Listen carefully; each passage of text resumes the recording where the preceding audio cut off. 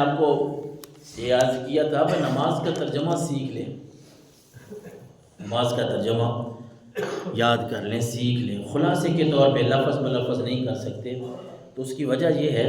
کہ جب بھی کوئی قرآن پڑھنے والا بندہ نا، اکثر طور پہ دیکھا گیا ہے معذرت کے ساتھ کہ جب تقریر کرتے ہیں نا، تقریر تو اس میں دو باتیں ہوتی ہیں، ایک خوشخبری والی بات، ایک دوزخ کی بات، کہ کسی جگہ پہ درس قرآن ہو رہا ہے، جس طرح ہمارا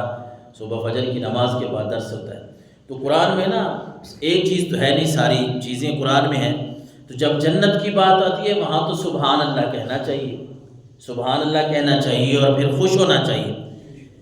نعمتوں کی بات ہے۔ اور لیکن جب کسی عذاب کی بات ہے تو پھر سبحان اللہ سے نہیں بنتا نا، پھر استغفار ہوتا ہے، پھر استغفر اللہ کہنا چاہیے۔ جب جہنم کی بات سنیں، کوئی عذاب کی بات سنیں، کوئی ڈر والی بات سنیں، تو پھر کہنا چاہیے اللہ معاف فرما، یا تو اس طرح کہہ دیں یا استغفر اللہ کہہ دیں۔ لیکن جب ہمیں قرآن کا ترجمہ نہیں آئے گا،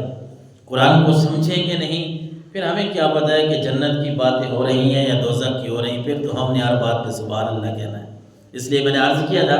کہ ہم نماز کا جب ہم خلاصہ سیکھ لیں گے نا، ترجمہ سیکھ لیں گے،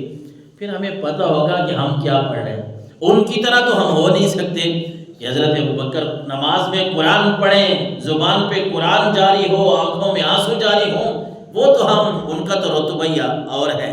لیکن اتنا تو ہم کر سکتے ہیں نا کہ نماز کا ترجمہ خلاصہ جو ہمارے ذہن میں ہوگا، کم از کم ہم جب پڑھیں گے سورہ فاتحہ تو ہمیں پتہ ہوگا کہ اب ہم اہدنا الصراط المستقیم پڑھ رہے ہیں، اللہ سے اپنے ہدایت کی دعا مانگ رہے ہیں۔ ہمیں پتہ تو ہوگا نا جب ہم کہیں گے ایاک نعبد و ایاک نستعین، کہ اب ہم مالک کی بارگاہ میں کہہ رہے ہیں کہ یا اللہ ہم تو صرف تیری ہی عبادت کرتے ہیں، تجھ ہی سے مدد مانگتے ہیں۔ اور جب ہم بیٹھیں گے تشہد پہ، اتحیات پہ، پھر ہمیں پتہ ہوگا کہ ہم کہہ رہے ہیں السلام علیکہ ایھا النبی ورحمۃ اللہ، کہ اے نبی آپ کے اوپر سلام ہوں، اللہ کی رحمتیں اور اللہ کی برکتیں ہوں۔ یہ اسی وقت ہے نا کہ جب بندے کو یہ باتیں آتی ہیں، سیکھنی چاہیے میرے سے، کسی سے بھی۔ نماز آج کل تو موبائل ہر بندے کے ہاتھ میں ہے، میں کہہ رہا ہوں تھوڑا تھوڑا کر کے اس کا خلاصہ اپنے ذہن میں بٹھا لے نماز کا، پھر قرآن کی چھوٹی صورتیں ہیں ان کا کوئی خلاصہ ذہن میں بٹھا لے، پھر جب نماز پڑھیں گے نا تو لذت ہی اور آئے گی، مزہ آئے گا، پتہ چلے گا نا کہ اب میں جو اس میں نماز میں وللضالین آمین کے بعد جو قرآن کی تلاوت کر رہا ہوں، یہ آیت الکرسی ہے، اللہ لا الہ الا هو الحی القیوم، تو اب میں اللہ کی تعریف بیان کر رہا ہوں، لا تأخذہ سینۃ ولا نوم، میں کہہ رہا ہوں کہ میرا خدا وہ ہے جس کو نہ اونگ آتی ہے نہ نیند آتی ہے۔ جب انسان کو پتہ ہوگا کہ یہ سورہ کوثر کا کیا معنی ہے، پتہ ہوگا کہ میں سورہ کوثر بھی پڑھ رہا ہوں، لیکن یہ تو وہ صورت ہے جس میں اللہ نے فرمایا کہ اے نبی ہم نے آپ کو کوثر عطا فرما دیا ہے۔ جب میں اذا جاء نصر اللہ پڑھ رہا ہوں، اس کا مجھے چھوٹی چھوٹی باتیں، ان پہ اتنی مشقت نہیں ہے، اتنے ڈر والی بات نہیں جتنی ہم نے بنا لی ہے کہ شاید یہ میرے لیے مشکل ہوگا، کوئی کام مشکل نہیں ہے، شوق کی بات ہے، اور کوئی میں کہہ رہا ہوں اتنی مشقت والی بات نہیں ہے، کوئی بھی بندہ اگر حاصل کرنا چاہے کر سکتا ہے۔ یہ ان لوگوں کی محنتیں تھیں، ان کی مشقتیں تھیں کہ آج اللہ نے قرآن میں بھی ان کے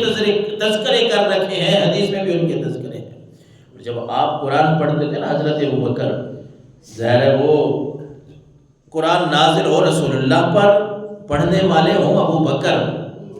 تو پھر کیا ہوتا ہے فَأَفْزَعَ ذَلِكَ أَشْرَافَ قُرَيْشٍ مِّنَ الْمُشْرِكِينَ۔ بخاری شریف میں آپ کو 476 نمبر پہ یہ حدیث ملے گی، یہ واقعہ جو میں نے سنایا۔ ام المومنین حضرت عائشہ صدیقہ فرماتے جب میرے والد ابو بکر قرآن پڑھتے تھے نا تو جو قریش کے بڑے بڑے سردار تھے ان کے اوپر بھی روب جم جاتا تھا، رب کے کلام کا روب ان کے دلوں میں بیٹھ جاتا تھا، وہ کبھی بھی میرے والد سے اس طرح پھر جھگڑتے نہیں تھے، انہیں پتہ چل جاتا تھا کہ ہے اللہ کا کلام۔ اور آپ کے شوق کی بات کریں، حضرت سیدنا ابوبکر صدیق رضی اللہ، تفسیر روح البیان